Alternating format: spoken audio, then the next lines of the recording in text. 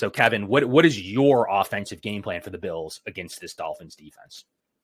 Well, to your point, not to, overuse this statement, but this is literally a game where we have to let Josh be Josh. And I think it's careful with how we do that because we've been preparing ourselves the whole year for this moment.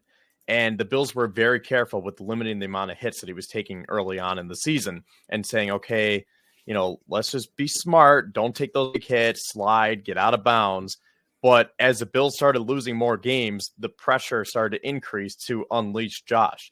And this is the moment where it's like, if you don't unleash Josh, there won't be any playoffs potentially. Now, we'll get into the scenarios coming up here on the rest of the show. But the point remains, this is the Josh Allen game. But with that comes a Josh Allen experience. Because on one side, the reason why I think he's so good in these moments, especially versus the Dolphins, is because he knows how high the stakes are. And the adrenaline is pumping. And I think that brings out the best of him.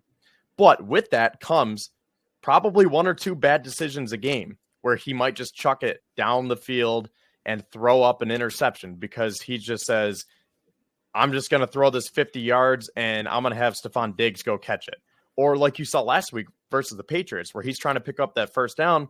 And if he would have continued to stretch out, it would have been 4th and 1. Okay, just do the snowplow. But no, he lateraled it 5 yards behind him.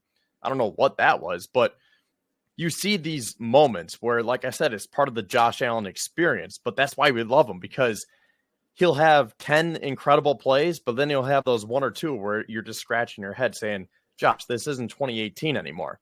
So all that to say, I think that the game plan needs to start in the middle of the field versus the Dolphins' banged up defense. And I think if you can get guys like Dalton Kincaid, Khalil Shakir, and James Cook going early and often, that will open up things down the field for Diggs and Davis, and that will take some of the pressure off Josh, where he doesn't feel like he has to do everything on the first few plays of the game.